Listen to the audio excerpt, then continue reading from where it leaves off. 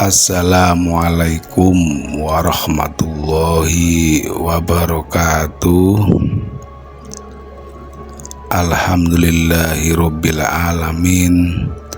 Wassalatu wassalamu ala asrafil anbiya'i wal mursalin Sayyidina wa maulana Muhammadin wa ala alihi wa sahbihi ajmain. Salam rahayu, salam sejahtera untuk kita semuanya dimanapun berada. Bersama saya Mbah Roto dengan mengulas kembali uraian ilmiah tinggi tentang metodologi metafisika tasawuf eksakta ilmiah.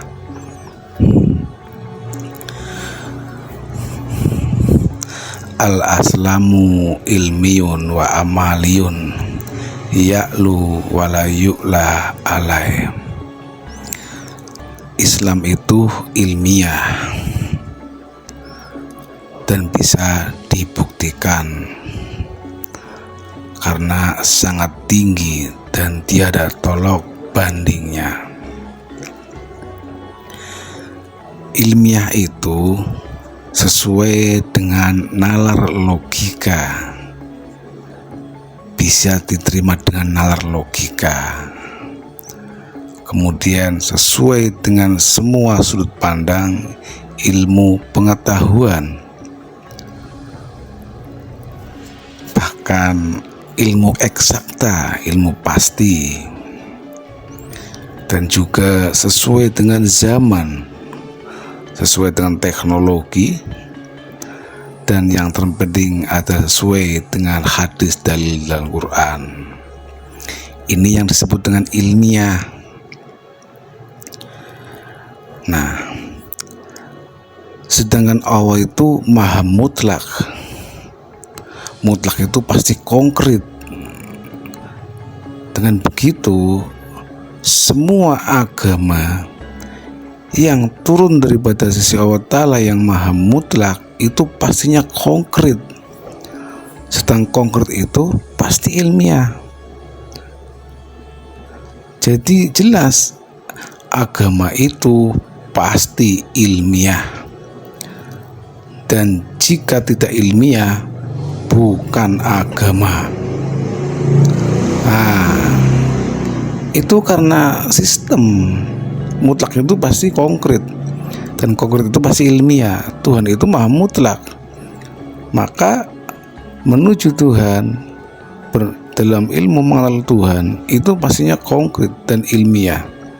Bahkan buahnya pun pasti, tidak ada spekulasi. Nah, di zaman kita sekarang ini kebanyakan bahkan mendominasi dengan pola yang dogmatis. Pola dogmatis itu adalah pola yang tidak berdasarkan dengan ilmiah, hanya meyakini saja tetapi tak pernah dibuktikan. Sedangkan variabel-variabel dalam agama itu tentunya tidak bisa kita cermati, kita pahami di zaman sekarang dengan sudut pandang di zaman yang masa lampau atau masa lalu, karena ruang dan waktunya, eksistensi zamannya itu sangat berbeda. Nah, jalan satu-satunya itu mesti dengan menggunakan metodologi yang sangat ilmiah. Kita semua tahu, bahkan semua agama tahu, semua pemeluk agama bahwa Tuhan itu adalah Dia yang menciptakan segala sesuatunya. Dia Tuhan yang ada di ujung akhirat tertinggi, adalah Dia Tuhan semuanya makhluk. Dia di ujung akhirat tertinggi yang Dia maha rahasia, maha mutlak, maha segala-galanya, dan Dia juga laisa kamitslihi syai'un.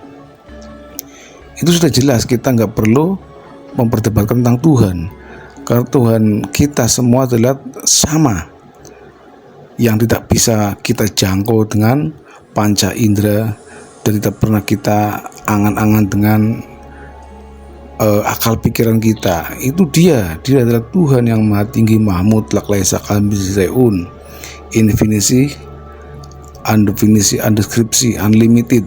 Nah, itu kita sudah tahu semuanya. Nah, dia Tuhan turun ke alam dunia selalu memakai seorang utusan sebagai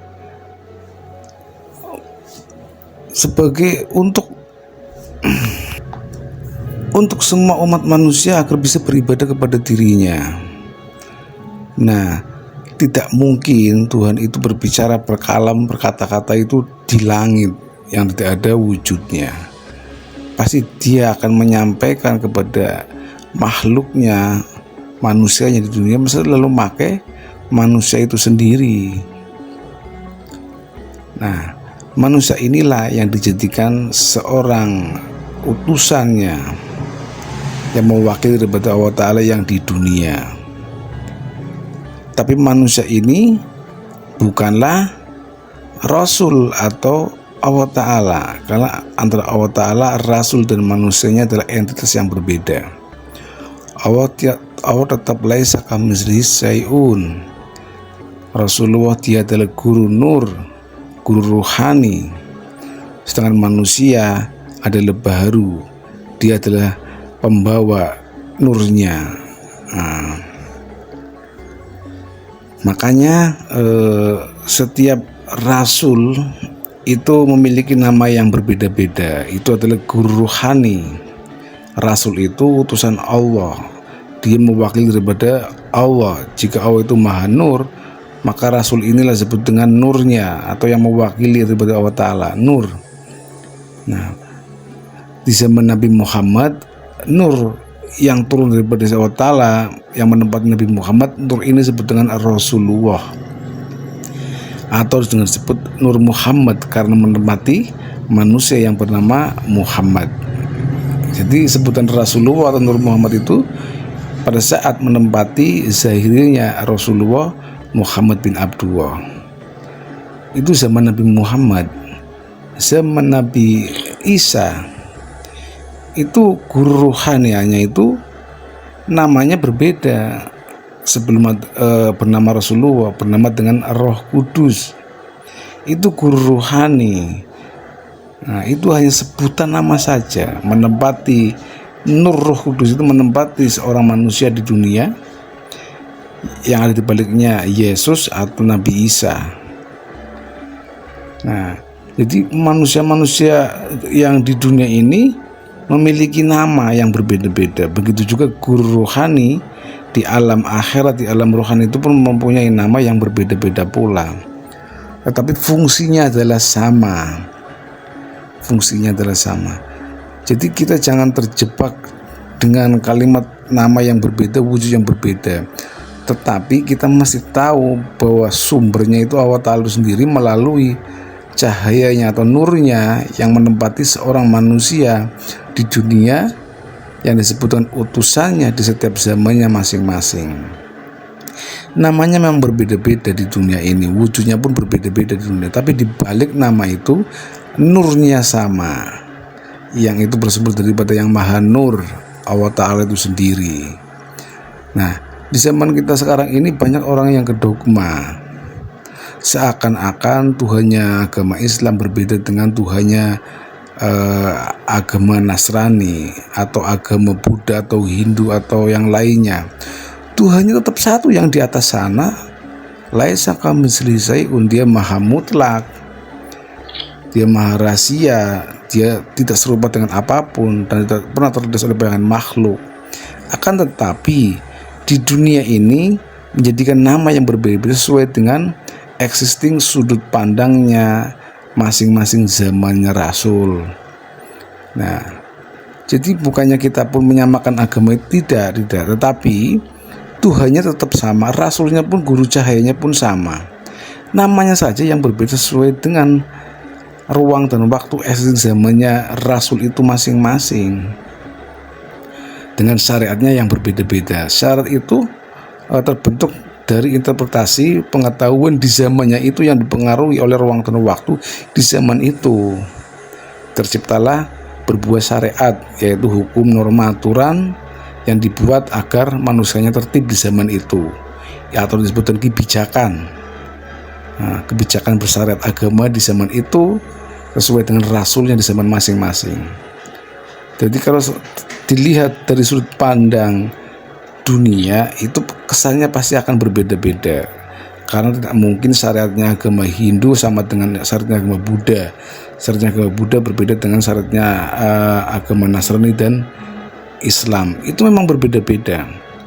Jadi jangan paksakan untuk sama, apalagi dipaksakan untuk memeluk satu agama, dipaksakan untuk memeluk satu agama A, ada untuk mempersatukan umat manusia atau bangsa atau negara, itu tidak mungkin terjadi. Yang bisa mempersatukan adalah metodologinya, caranya kita mengenalkan akan Allah Ta'ala. Bagaimana cara mengenal Allah Ta'ala dan Rasulnya. Kemudian Rasul di zaman ini sama dengan Rasul dengan di zaman yang masa lalu, sehingga tidak ada lagi perbedaan pendapat atau saling membenarkan sendiri agamanya atau ajarannya. Ini yang terutama, karena di zaman ini antar agama, antar manusia, jangankan antar agama, lintas agama, sama dalam satu agama saja sudah berbeda pendapat, saling sesat menyesatkan, saling nyalah menyalahkan, membenarkan dirinya dan menyalahkan orang lain. Itu dalam satu golongan agama saja. Bagaimanakah tingginya agama kalau hanya satu merek agama saja sudah saling menghujat, saling menyalahkan, apalagi untuk bisa lintas agama yang rahmatul alamin. Sedangkan agama itu mestinya berbuah rahmatul alamin, merangkul semua umat manusia dalam perbedaan agama dan perbedaan sudut pandang beribadatan. Ini adalah buah daripada orang yang beragama.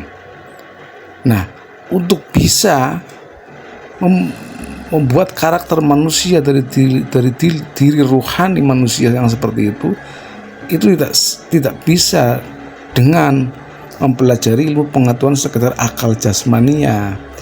Ini mesti pengetahuan yang ruhaniah. Yang di Al-Quran itu dahulu manusia itu terpisah-pisah, terkotak-kotak. Kemudian kami satukan kembali melewati kolbunya, ruhaniahnya. Jadi sifatnya duniawi itu baharu, syariatnya itu baharu. Nah, sedangkan yang kodim itu adalah yang hakikatnya ruhaniahnya itu sendiri. Agama kodim itu adalah agama yang turun daripada sisi Allah Ta'ala, sedangkan agama yang turun di dalam dunia menjadi bernama. Seperti halnya Rasul itu dia adalah kodim, dia nggak punya nama, dia nurnya yang turun daripada sisi Allah Ta'ala. Tetapi turun ke alam dunia menjadi ada namanya, karena menempati wadah seorang manusia yang berbeda-beda, dan juga yang dipengaruhi oleh eksistensi zaman dan ruang dan waktu yang berbeda-beda pula. Nah, sebenarnya semua rasul utusan itu membawa rahmatan lil alamin.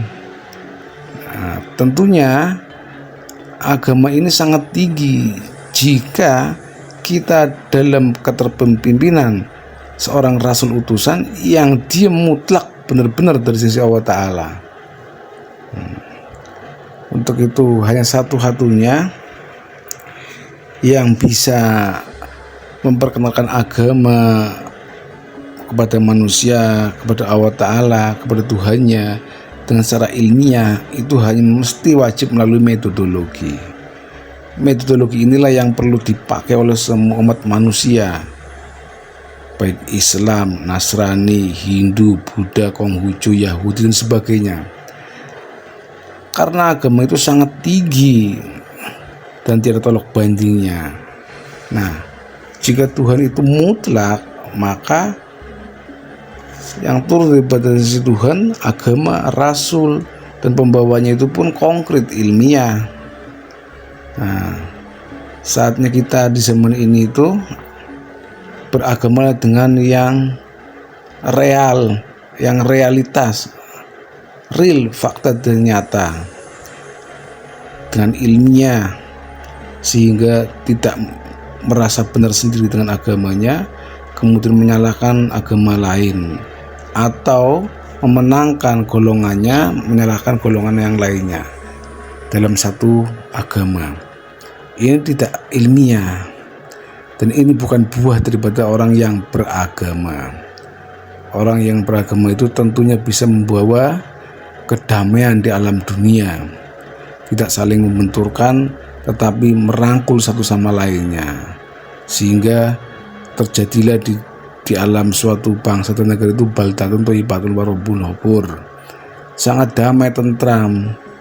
Tetapi jika orang kebanyakan beragama dengan memakai dogmatis, ini ujungnya nanti kedepannya akan berbahaya.